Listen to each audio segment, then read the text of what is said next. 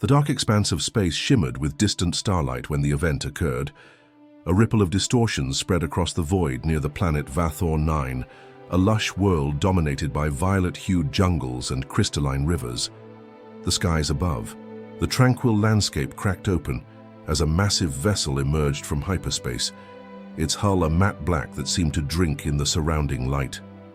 Alien observers, members of the feline-like Thrak, an intelligent species that had claimed dominion over Vathor 9 centuries ago, watched in stunned silence. The vessel's size was unlike anything they'd ever seen, a leviathan of metal bristling with an array of angular weaponry that glowed faintly crimson. The Thrak's aerial scouts, sleek crafts shaped like crescent moons, scrambled to intercept the intruder. In their control pods, the pilot's fur rippled with unease. "Is it one of the Mechlon invaders?" asked Scout Leader Krovek, his voice low and guttural. The Mechlons had been the scourge of this quadrant for decades, but even their infamous warships didn't match the scale of this monstrosity. "Negative," replied the fleet's analyst Jelva. Her feline eyes narrowed as data streams filled her visor. "No Mechlon signatures. This configuration is human." The word hung in the air like a death knell. The Thrak had heard of humans, a species that emerged from the Sol system in recent centuries. Known for their tenacity and unpredictability, humans had developed a reputation for resolving disputes with devastating violence. "Humans," Krovek repeated, his voice a near whisper. Fear rippled through the neural network connecting the Thrak fleet. They were not prepared for what came next. A broadcast signal erupted from the human warship, cutting through all communication channels. The message wasn't garbled alien code or diplomatic overtures. Instead, it was clear, sharp, and tinged with an undercurrent of authority. "This is Captain Naomi Harrington of the UHS Ironclad. By decree of the United Terran Federation, this planet and its resources are now under human jurisdiction. Resist, and you will be neutralized." In the Thrak War Council chamber, panic erupted. The chamber was an enormous crystal dome overlooking Vathor 9's radiant surface. Bioluminescent patterns on the walls shifted in response to the heightened emotions of the council members, pulsating in agitated waves of orange and red. Elder Karath, an ancient Thrak whose fur was streaked with silver, stood at the center of the room. "Humans dare lay claim to our world?" Karath growled, his claws extending. "They have no idea whom they are challenging." Elder interrupted Jelva, entering the chamber with a datapad. "We've intercepted scans of their vessel. Its power output it surpasses anything in our arsenal." Karath's eyes narrowed, his whiskers twitching. "Then we must show them the strength of the Thrak. Summon all fleets. We will not cower before these hairless apes." Inside the UHS Ironclad, Captain Harrington observed the alien planet through the expansive viewport of the command bridge. The crew around her operated with cold efficiency, their uniforms spotless and their movements synchronized. The Ironclad was humanity's latest triumph, a warship designed not merely to win battles, but to dominate entire star systems. Its artificial intelligence, codenamed Aegis, monitored every corner of the ship, augmenting human decision-making with inhuman precision. "Captain," Aegis's synthetic voice echoed softly, "Thrak vessels are mobilizing. Estimated time to engagement, 23 minutes. Harrington's lips curled into a slight smirk. She was in her early 40s, with sharp features and piercing green eyes that belied her years of battle experience. "Let them come," she said. "They'll learn the price of opposing Earth."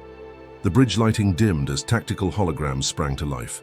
Swarms of Thrak ships appeared on the display, encircling the Ironclad like a storm of locusts. They had numbers, but Harrington had something better: overwhelming firepower.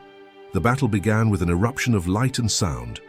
Thrak ships launched an onslaught of plasma torpedoes, their streaks of blue fire converging on the Ironclad.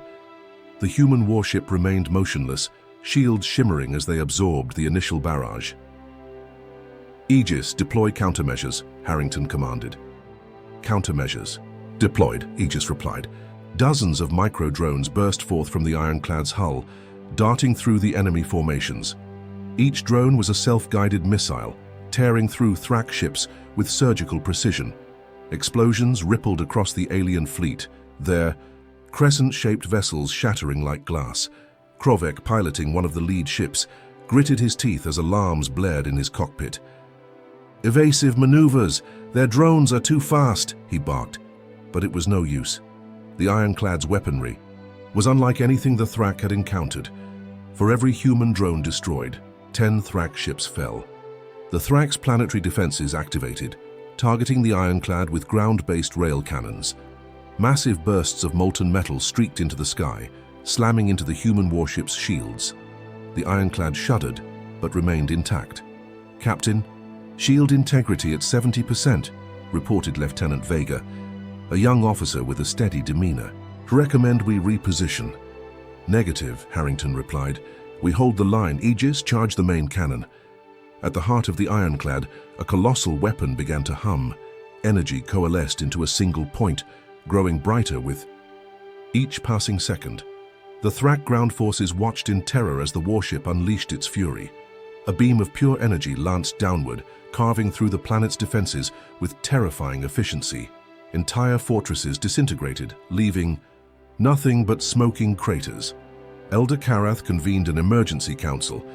The Thrak's bioluminescent patterns dimmed in despair as reports of their losses streamed in. "We cannot defeat them in open battle," Karath admitted, his voice heavy with regret. "But perhaps we can outthink them." The Thrak's most brilliant minds devised a plan. Deep within Vathor 9's jungles lay an ancient artifact of immense power, a relic from a bygone era.